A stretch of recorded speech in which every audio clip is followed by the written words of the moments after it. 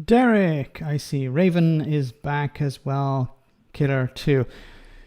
I hate when these things happen. So I've moved house and the new electoral system is a bit dodgy. So I just had a blackout, talking away, and then everything goes dark. So I'm always plagued by some sort of problems. But anyway, hopefully it has passed and it won't be back again. So guys, let's while the rest of you jump on board, let's hear. Let's jump to a comedy break, and then we'll be back in just a jiffy with more serious stuff, honestly.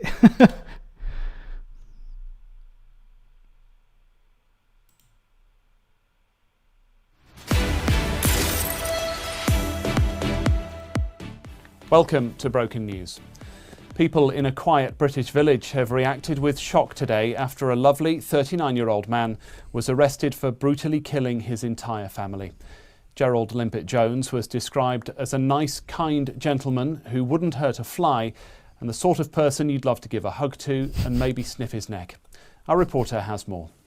A man who kept himself to himself, a perfect, well-toned neighbour who loved small animals, and the sort of down-to-earth fella you'd want for a son. Words used to describe Mr. Limpet-Jones, who lived just behind me here in the sleepy village of Swansfield Borough under Mipsey. The humble and well-respected hedge fund manager, who was today arrested for brutally bludgeoning to death his wife, Tracy, or Rachel or something, as well as some other women, had never done anything like this before. Friends and neighbours have paid tribute to Mr. Limpet-Jones, who's expected to face life in jail. They say they'll miss him, calling him a caring soul who gives a lot to charity and helps out at the local church. A sad loss. Back to you. Lovely story, thank you. Well, a fundraiser has been set up to cover all legal fees, and there is to be a vigil tonight for Mr. Limpet-Jones. Best of luck to him. That's all from Broken News.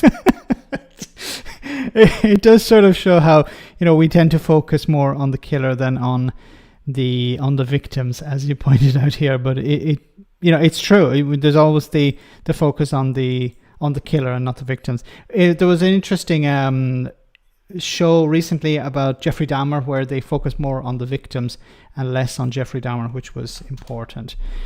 Anyway, let's move on. Two-child benefit cap rebels totally out of order, says Harriet Harman. So Harriet Harman, a Labour MP, was interviewed where she spoke about this. So I'm just going to cover a little bit on that. Let me see. It's at about 17 minutes. So let's hear what she had to say. Hate child poverty every bit as much as those 7 and yearn to do something about it, but know that it has to be done in a way that can be funded. So I think it's very decisive, and I completely agree with him, and I find myself despairing of those 7 who were just elected. Keir Starmer has got us into government with a big majority. He was completely clear before the election that he wasn't going to be able to do the two-child benefit policy immediately, but I wouldn't be surprised if it isn't an early thing that comes along, and that won't be in that they don't do something about it quite soon, and that won't be because of the 7, it will be because they care about it. OK, so number one, you think McDonald et al. Are out of order? Totally out of order. You think they should just pipe down? Well, or then nobody forces them to stand for election as a Labour MP. If they want to be independents, then be independents. But if you sign up to a party, then stick with your word. They're not the victims here. They've broken their promises. OK, so you think they're out of order, but you also think that Starmer will move on this quite quickly? Because he'll want to, because he cares about child poverty, as do people in the rest of the cabinet. They know about poverty from personal experience, and it's part of their ideological commitment. But they've got to do it in a way which doesn't stuff the finances. Liz Truss is quite a recent memory. Because Ruth, let me come to you on this, because Rachel... Okay, we don't need to hear from Ruth. So I'm not going to get into the policy and the rights and wrongs of the policy, but I think this is going to go on for some time. And unless Rachel Rees brings out some sort of elimination of the policy in the next budget in the autumn, I think this is going to be a problem for Keir Starmer going forward.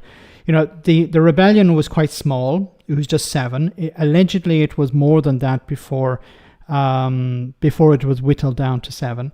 But I think this is going to remain a bit of a problem, because there are two ways of looking at this. One is it had a chilling effect on anyone who wants to rebel.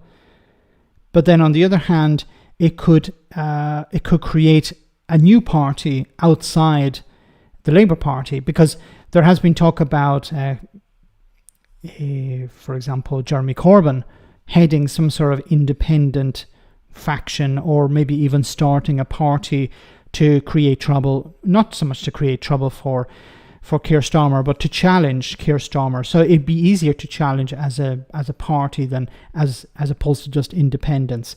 And maybe those who lost the whip last week could decide, look, we'll actually join this party, and it could have an influence. Because imagine a situation where there's a by-election and this party, this independent group or whatever, challenge Labour, and at a time when Labour is losing support, then they could win that seat, and this would be embarrassing for Keir Starmer and would put pressure on him either to move in their direction or to resign or something like that. But that's not something we're going to see immediately, but it could happen in 6 months' time, perhaps.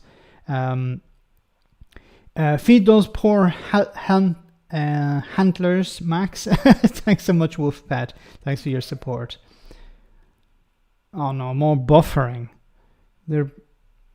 Buffering shouldn't be a problem here. It's okay again. Apologies for this. Everything's going against me tonight. Anyway, let's move on. As we know, in the US, Donald Trump is in a bit of bother because of his vice president selection, but also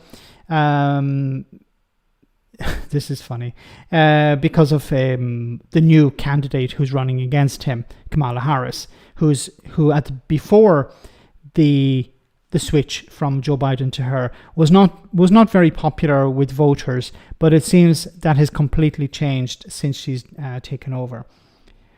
Gareth,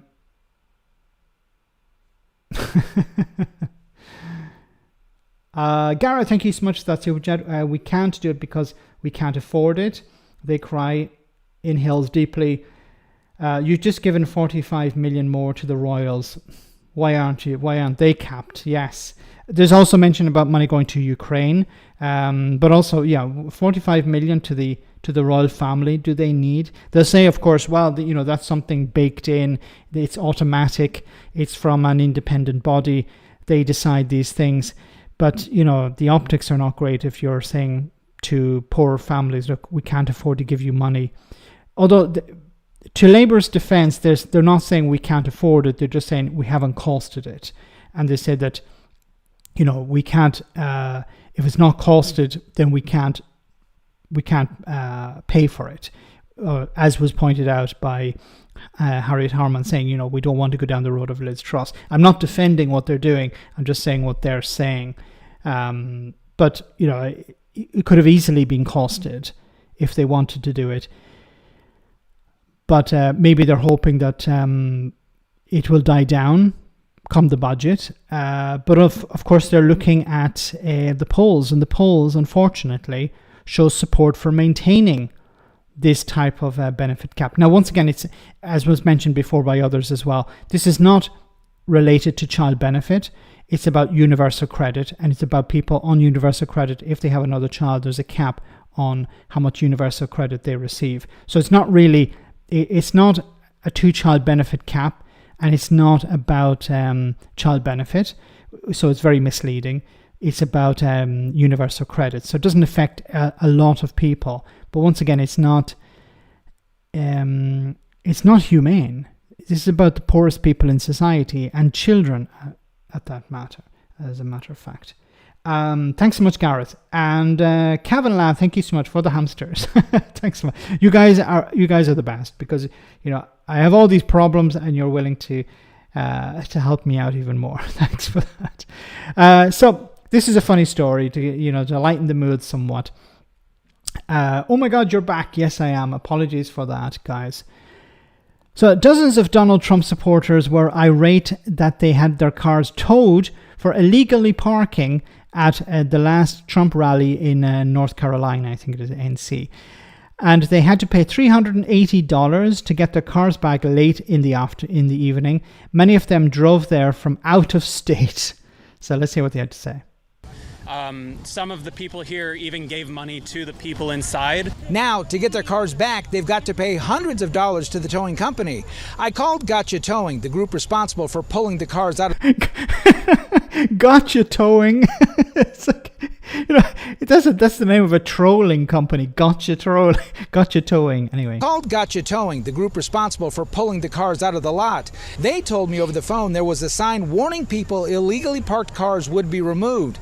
They also said the manager at the Dunkin' contacted them, asking them to pull the vehicles off their property. They told me the only way people could get their cars tonight was to pay the $380 towing fee, then abruptly hung up. But something very fishy is going on because I've never seen this happen before. Josh Mower says he went to confront the Dunkin' manager and claims they locked the doors on him and refused to come out. And all of our cars are gone, the whole parking lot, everybody's. And then they lock the door, they won't answer the calls, and they won't even answer at the window. Well, maybe Donald Trump will reach into his pocket and he will pay these fines for these loyal fans. Like, you went to a place, there was a sign saying don't park here, and you parked there anyway, you got your car towed and you're upset about it. Like, read the signs. See, obviously what happened was Dunkin' Donuts or whoever the company is that put up the sign said, look, this is for paying customers only. Or maybe this restaurant or bar or pastry shop or whatever the hell what do you call it, cafe? It was closed. So they didn't want people using the car park, for some other reason, or it's probably for paying customers only. A similar situation here near where I live here in Italy is there's an airport, Treviso Airport, and what's happening was happening recently is there's a shopping center next door to the airport, and what people were doing was they were parking their cars instead of parking in the airport parking car park where you have to pay. People were parking their cars in the shopping center car park. So what the shopping center decided was, look, this is if you're parking here, you have to be a customer. You can't just park your car here for like 2 weeks or whatever. So what they do is they close the car park at a particular time. If there are cars still parked in there, they will be towed away. And this obviously is pretty much what happened to these Donald Trump supporters. But, read the frigging sign. Brad, thank you so much for that super chat once again. Vance couldn't help. He was too busy looking for a morning after pillow. What is this story about this vice president guy? Like, was he messing about with sofas? Was he making love to sofas or something? Something very weird about it. And, like, I hope that he doesn't drop out. I hope that Donald Trump maintains him as vice president candidate or nominee, because I think he's going to create a lot of problems for Donald Trump. What sort of vetting process did Trump have? I like the look of that guy. Let's make him our vice president candidate for vice president. Sticking with the US for a moment. Quasi Kwarteng was invited on to Sky News, and who was asked about Donald Trump. What do you think of Donald Trump? I'm not a huge fan, but I understand why people consider joining Liz Truss. That's a British understatement going on there. Liz and Boris and all those people went over there, but I actually understand, his appeal. I mean, he's saying you've got to tighten the border, and what's going on in the border in terms of floods of illegal immigrants essentially is out of control. That's his argument. And the second thing is you've got to try and have a foreign policy that is looking after the US. Now that doesn't sound good to us because we're internationalists and we're part of NATO. Whereas if you're in America, what he's saying about that and other people should pay their way is attractive. And also, which thank God we don't have as much here, there's a whole culture war issue. And that is... Your party engaged with that. Liz Truss, your boss, engaged in that culture war. So you can't sort of say, at least we don't have this sort of culture. It was imported from the US by the Conservatives and Nigel Farage to a certain extent.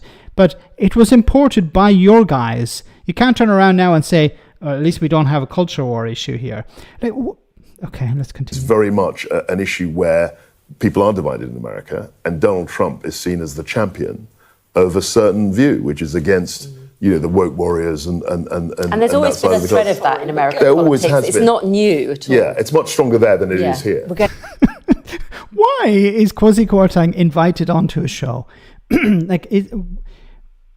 Why? Is it because he's available? It's just like he's constantly available, so he'll talk about anything. You could bring him on a knitting show and he'd talk about knitting. It's like he'll do it because he has nothing else to do, and he wants to make a name for himself. He has zero embarrassment. There's no embarrassment whatsoever with Quasi Kwarteng. It's like, what happened? Mini budget? I don't remember a mini budget. It's all water under the bridge. Casper, thank you so much for that super chat. Good job. Thank you very much. Very, very kind of you there. Or under a stone. Vance is banned from DFS. He was getting too close to the sofas. Why hasn't this guy gone to live in a cave somewhere or under a stone? A very heavy one. Yeah, like, he's constantly on TV. And Sam Coates from Sky News said, he'll probably have a job in the city at some stage. Why? Because he can give advice. Like I imagine whatever advice Quasi Kwarteng gives you, you just do the opposite and then you'll be okay. The story is Vance allegedly stuck a glove between couch cushions and had sex with it. What? Oh my goodness. Thanks, Brad, I think. Thanks for that super chat, but I'm not sure I'm thankful of that information. What the hell? Like, okay. Apart from why would you do that, how did this information get out? Like, did he get drunk one night and tell his friends? Did he boast about it? Did he think it would be relevant information for running for office? Is it like on skills? He said, well, I have, like, on what have you achieved over the last number of years? Well, I have done this. When the Democrats put the bill to the House and to give it money for the border, the Republicans blocked it because they wanted to use it as an election thing. Yes. The Republicans were like, oh, you're not, the Republicans were criticizing Joe Biden for not, being tough on the border. Then when they attempted to be tough on the border, they were like, okay, we're not going to give you the money to be tough on the border because then you'd succeed. It's a bit like immigration with the Conservatives. The Conservatives in Britain and Conservatives around Europe, they don't want to fix the immigration problem because as soon as it's fixed, then it's no longer a tool they can use to get back into power. They don't want to create safe routes. The Conservatives are happy, and Reform UK as well, are happy to see boats crossing the English Channel because as soon as immigration is something that can be shown, is something tangible, like the problem of immigration is something tangible, something that people can see, then they can point to themselves as a solution to that. But as soon as you create safe routes, and I really hope this is what Labour do, they create safe routes, the number of boats crossing the Channel will disappear. The number will completely collapse. There will still be some people crossing the Channel, but the numbers will go way down. And if you create safe routes, because people will no longer need to cross the Channel. And this is what Labour should be doing. Maybe if they want to talk tough, say, well, yeah, we're going to have this immigration command or whatever, illegal immigration measures. But if they create safe routes, the number of boats will drop. And then they can point to that. They can say, look, under the Tories, the number of boat crossings were X. Under our administration, there were half that or 1/10 of that or zero. Sofa should have the right to an abortion. Shouldn't have the right to an abortion. Oh my goodness. What a weirdo. We're almost at the end of the stream, and apologies for the problems before, but some good news in the US is that Kamala Harris has received probably the most important endorsement of her career, of that of Barack Obama. So some people had believed that he would wait until the convention, but it seems he has decided to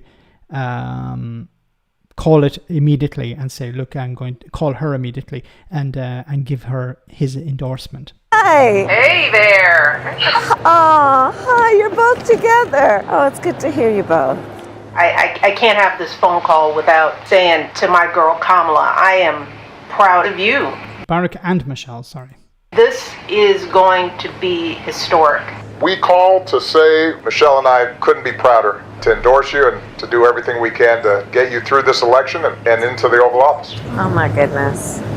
Michelle, Barack, this means so much to me. I am looking forward to doing this with the two of you, Doug and I both, and getting out there, being on the road. But most of all, I just want to tell you the words you have spoken and the friendship that you have given over all these years mean more than I can express. So thank you both.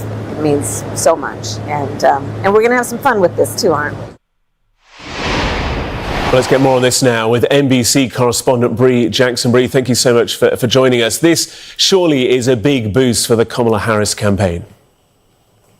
That's right. Good morning. And the vice president just responded to that. That video just came out moments ago, and she's tweeted, "It means so much to have your endorsements." That's what she said to the Obamas. Now, in the video that was released moments ago, the former president, Barack Obama, and the former First Lady, Michelle Obama, call Harris to give their full-throated support to her presidency or presidential campaign and called on Americans to join them in supporting her and to work to get her elected. This endorsement comes as the Harris campaign kicks off a weekend of events marking 100 days until the November election. Sources tell NBC News that former President Obama has been in close contact with Vice President Harris since she kicked off her 2024 presidential campaign, offering her advice and counsel.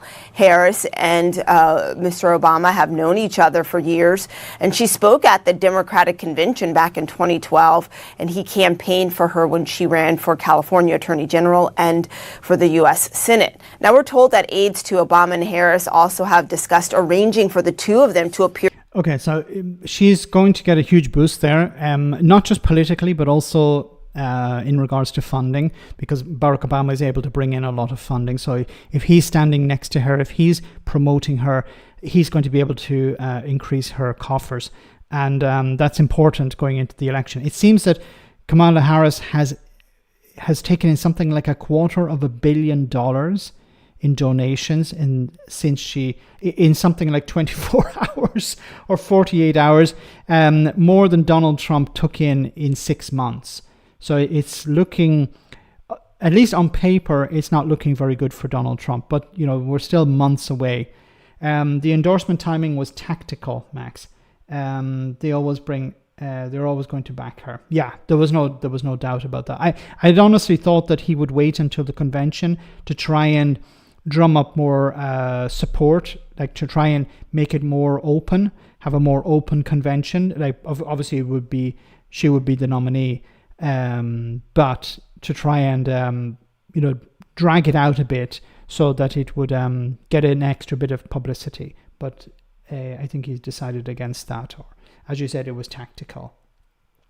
Harris has delivered some powerful campaign speeches full of energy. Yeah, the complete opposite of Joe Biden. You know, when I was watching Joe Biden, I was always afraid he's going to trip up. He was going to say something really stupid, or, you know, you're hoping, okay, he got through that interview or he got through that speech. Amazing. Okay, let's move on. You know, it was always a concern, but obviously we don't have that with Kamala Harris, and she's able to hold her own with anyone. So it's going to be interesting to see her debate Donald Trump, because Trump has already come out and said he's not going to debate her until she's the nominee. So, you know, that's a bit, the Democrats are calling him a coward. Republicans are defending it, saying, look, you know, it makes no sense for him to debate her at the moment. She's not officially the nominee. So maybe it's the case of getting that out of the way as soon as possible, but get those debates going, because Donald Trump, it'll be interesting to see how he fares against Kamala Harris. She's going to be doing a lot of prep, of course. But, you know, if she presses the right buttons, He's a narcissist, of course, and if she's able to deal with a narcissist and press the right buttons, he'll implode. And, you could see something like what happened with Joe Biden, only reversed. So, speaking about criminals like Donald Trump, powder keg of prisons is now Labour's responsibility. So this is going to be, of course, a big problem going forward. When Labour got into government, they described prisons as a powder keg ready to blow. Ministers blamed the previous Conservative administration for pushing the prison system almost to breaking point. And they acknowledged some campaigners have been saying for years the entire system is in crisis. Justice Secretary Sabana Mahood brought legislation to the House of Commons that would allow some prisoners to be released early. Approved by MPs today, and starting from September, it will kickstart Labour's plan to release thousands of non-violent prisoners who have served 40% of their sentences, in the hope it frees up spaces for more violent offenders. The government says certain crimes will be excluded, including those for serious violent offences for 4 years or more, and sex offences. There will also be no early release for offenders who have been jailed in connection with domestic abuse crimes, including stalking and choking. All this comes as figures were released today, highlighting not only the state of overcrowding in prisons, but the deteriorating state of prisons in England and Wales as a whole.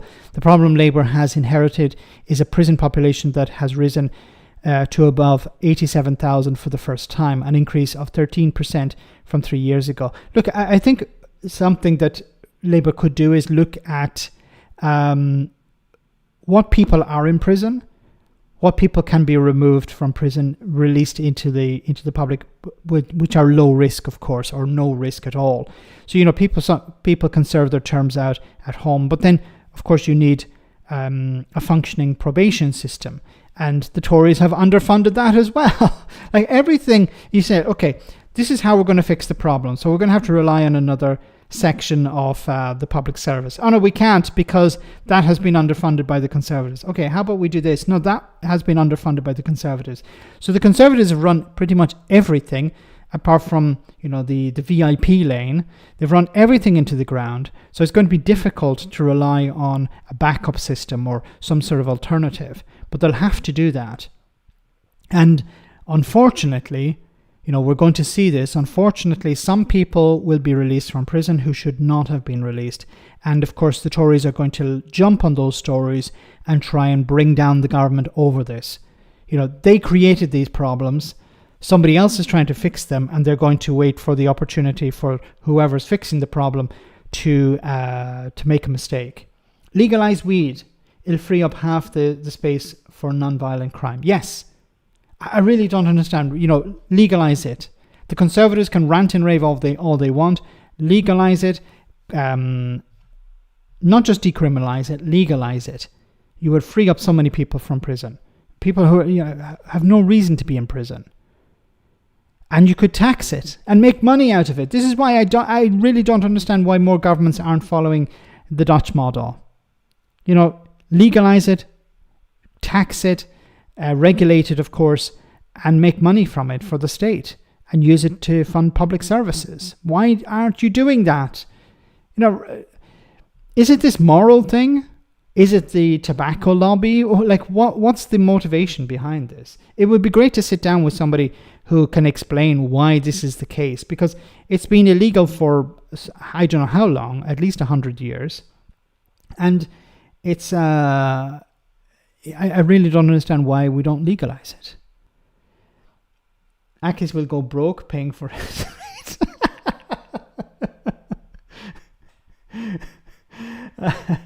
Of course, he doesn't consume it. Legalize, regulate, and tax it. Yes. There are much more dangerous things on the streets. Not even on the street. You can buy. Alcohol is much more dangerous than weed. Okay?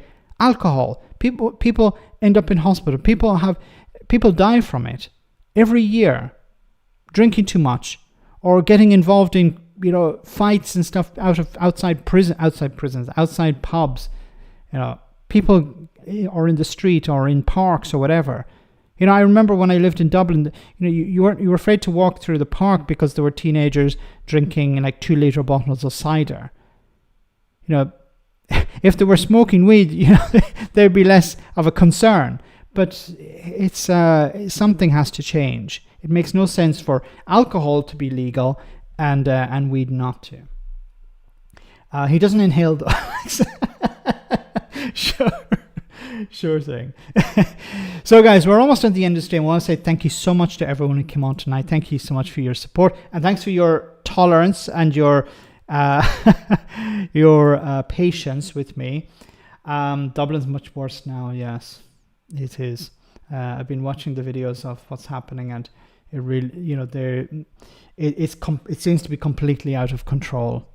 You know, I remember when I lived there, it was about 20 years ago. I remember it was shocking to hear about a member of the Garda Síochána, the police officers, being spat at by kids. Now it's much worse than that, unfortunately. Anyway, guys, hope you enjoyed this. Before we go, Keir Starmer faced his first crisis as Prime Minister this week, when 7 Labour MPs voted for an SNP amendment to the King's Speech and immediately had the whip withdrawn. Our rebellions, insurgencies and crackdowns correspondent Jonathan Goodenough has more. Yes, that's right, Starmer's majority was slashed from 174 to 160 overnight.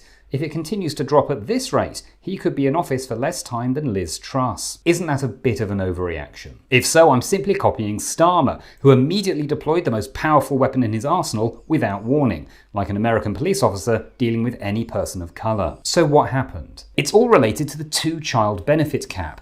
Almost everyone in Labour has said they don't like it, including the Prime Minister, and even bleeding heart liberals like Miriam Cates and Suella Braverman have said it should be scrapped, which is pretty rich coming from them, nearly as rich as their donors. Then the SNP put down an amendment calling for the cap to be abolished. And these 7 MPs voted against that? No, they voted for the amendment and therefore against the government. But if basically no one in Labour wants the cap, why would voting against it be bad? Because scrapping it was not in their manifesto. Labour ran very hard on the whole "there's no money and we need to stabilise the finances" thing, and they think that immediately changing their tune on that and scrapping something that 60% of the public actually supports would look bad. Right. Also, they're probably planning to scrap it in the future, and they don't want it to look like the SNP has pressured them into doing that. Can the SNP really pressure anybody with just 9 MPs? Tartan can be very intimidating. So this is all a question of party discipline. The MPs who rebelled are all from the left of the Labour Party and say that they voted out of conscience. Did they know they'd be kicked out of the party? It's not clear, but like a British show jumper, I don't think they expected to get in trouble with the whip. So let me get this straight. Starmer gets to look strong, the rebels get to look like martyrs, and the SNP get to look like they're driving the agenda despite having not enough MPs to fill a football team. So in a way, everybody wins, except children in poverty. But they're not available to interview. Next up, as Benjamin Netanyahu, a man accused of genocide and war crimes, addresses the US Congress for a 4th time, we ask, if he continues to resist calls for a ceasefire, will they have no choice but to invite him a 5th time? Well said, Matt. Well said. So, guys, have a great weekend, and I'll see you on Tuesday. Same bad time, same bad channel. As always, stay safe, take care, and good night.